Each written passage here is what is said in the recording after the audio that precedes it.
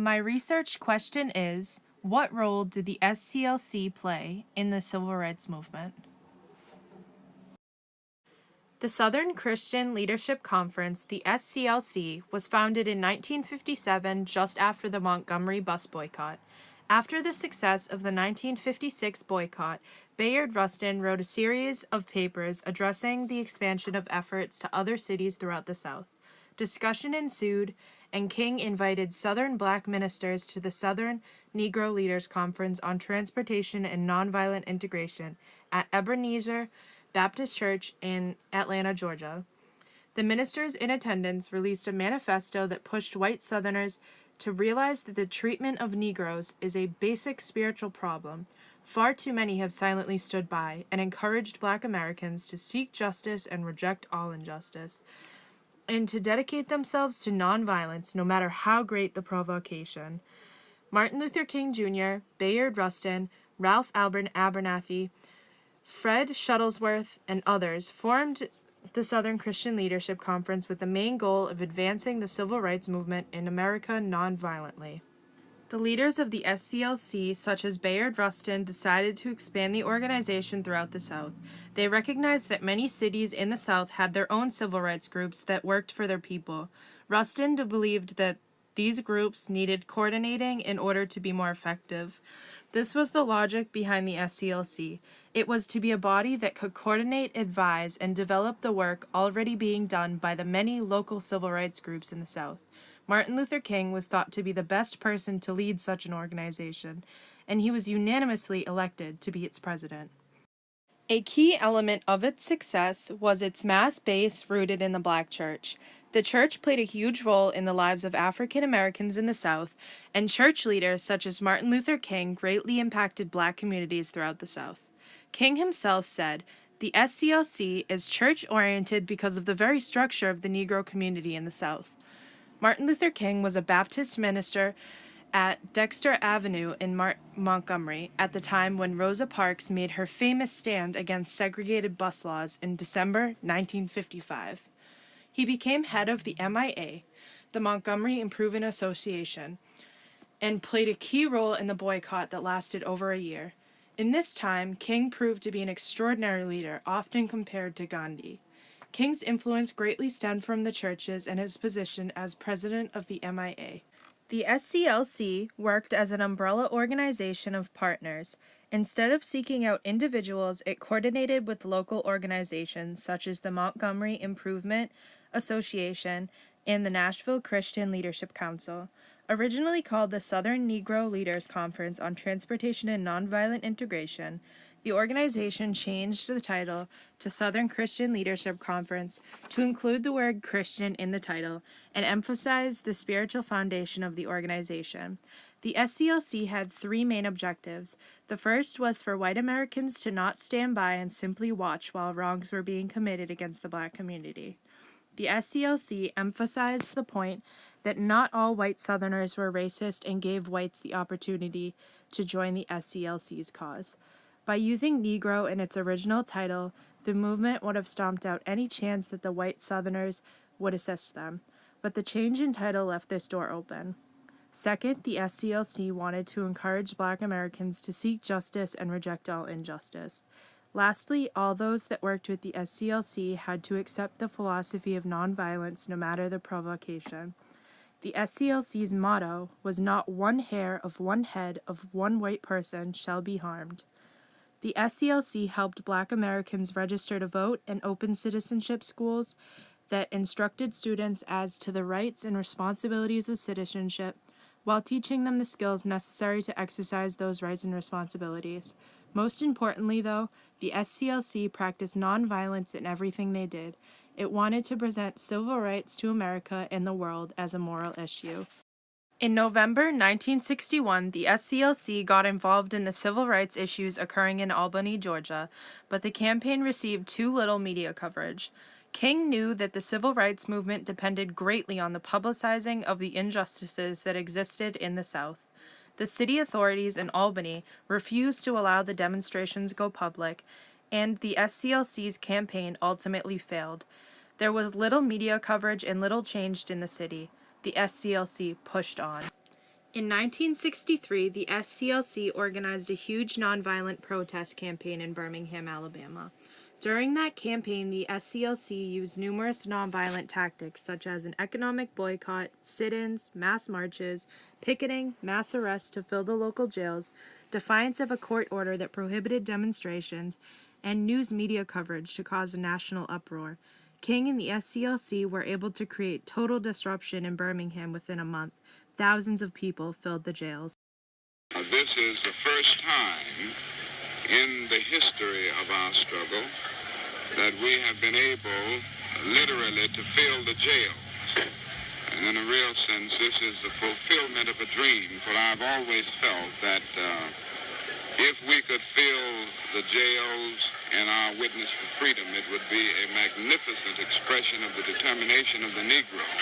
The economic boycott disabled the economy, and daily mass marches disturbed traffic and emphasized to the country and the world the great injustices African Americans faced in America. Birmingham's white power structure responded by unleashing brutal violence on the demonstrators, including many children. The use of police dogs and high-pressure fire hoses against demonstrators shocked many. The reaction of the city authorities, ordered by Bull Connor, a passionate segregationist who served as Commissioner of Public Safety, led to international outrage, just as King had hoped. Television clips of people conducting themselves in a nonviolent manner being attacked by dogs and hoses aroused indignation across the country, finally recognizing the racism that was rampant throughout the South. As a result of this SCLC demonstration, Birmingham moved towards desegregation. But what was seen on television across the country supposedly appalled President J.F. Kennedy and was a catalyst for the 1964 Civil Rights Act.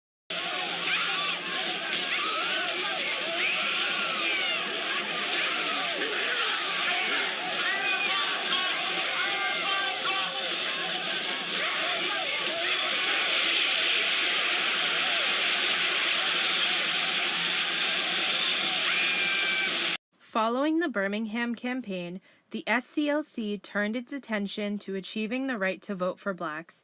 In the spring of 1965, the SNCC, the Student Nonviolent Coordinating Committee, organized a crucial campaign for the civil rights movement in Selma, Alabama, that aimed to gain the vote for blacks. King and the SCLC were asked to aid this campaign. The SCLC decided to use this campaign to achieve the national legislation that would give blacks the right to vote. The SCLC and the SNCC organized key demonstrations, such as public marches and other nonviolent tactics, in Selma and surrounding towns around the right to vote. Just as in Birmingham, Selma's white authorities responded with violence against demonstrators, causing the death of a black protester. To counter the attempted suppression, the movement leaders decided to organize a mass march from Selma to Montgomery, Alabama, to exaggerate the need for the vote. Thousands of black and white demonstrators came to Selma to participate in the march. Shortly into the march, the marchers were attacked by state troopers. This motivated even more demonstrators to join those on the march, but a split occurred between the SCLC and the SNCC. The students accused King and the SCLC of making an agreement with Governor George Wallace of Alabama to permit the march without trouble. Whether this was true or not, the more radical black Americans were starting to turn to black power as fostered by Stokely Carmichael. Nevertheless, the demonstrations had been so large, and there had been so much white violence that the federal government was forced to act. In August 1965, President Johnson signed into law the Voting Rights Act, which finally granted the right to vote to blacks. The SCLC and the movement had achieved another major victory, bringing them ever closer to the end of racial segregation. By the late 1960s, King and other civil rights leaders began to realize that economic inequality between the races was a serious impediment to black equality. Many blacks, especially in northern cities, began to question how effective nonviolence and racial integration truly were. They began calling for black power for black people. They also questioned the ability of a nonviolent strategy to work successfully without allowing for black self-defense against white violence. King and the SCLC were being severely tested by these new patterns of thought and urban rebellions that occurred in the late 1960s. It was unclear whether the SCLC could conceive a successful strategy to solve nationwide racial oppression. Moreover, by the late 1960s, the SNCC and the CORE, the Congress of Racial Equality, had surrendered to Black power and approved African Americans' right to engage in self-defense. Amid these changes, King and the SCLC remained firmly committed to nonviolence and the goal of racial integration, but they radicalized their approach. The organization deduced that capitalism was responsible for racism and poverty in general. The SCLC therefore called for mass nonviolent resistance to achieve a redistribution of income and wealth in America. With little to no long-term job opportunities, many living in ghettos had to turn to crime to survive. By creating jobs, the SCLC believed that there would be a significant improvement in the quality of life for many. The SCLC wanted to see better job opportunities, housing, and pay to secure a better quality of life for all. The SCLC had begun to organize an interracial movement to execute a form of socialism in the United States. The SCLC was to lead a Poor People's March on Washington in the fall of 1968 to eliminate wide-scale poverty and achieve social justice. All of this was to be accomplished nonviolently. By 1968, though, it was unclear whether King and the SCLC could prevent nonviolence from occurring during its demonstrations. In the spring of 1968, King and the SCLC were summoned to Memphis, Tennessee, to assist a movement by Black sanitation workers. A march King led broke out in violence that supported critics' belief that King should not be allowed to lead protests in the nation's capital because only violence would ensue. King responded with plans to lead a peaceful march in Memphis to prove that nonviolence resistance was still feasible, but died before he had the chance. King was assassinated in Memphis on April 4, 1968. However, even if King had lived, it is uncertain whether the SCLC could have gotten rid of poverty and racial inequality in the country through nonviolent protest. The SCLC, under the leadership of Ralph Abernathy, King's successor, managed the Poor People's Campaign in Washington, D.C. in 1968. The protests were unorganized and unsuccessful. The SCLC remains active. Discrimination still exists today, and its work continues to stay relevant. Poverty and racism remain deeply ingrained in American society.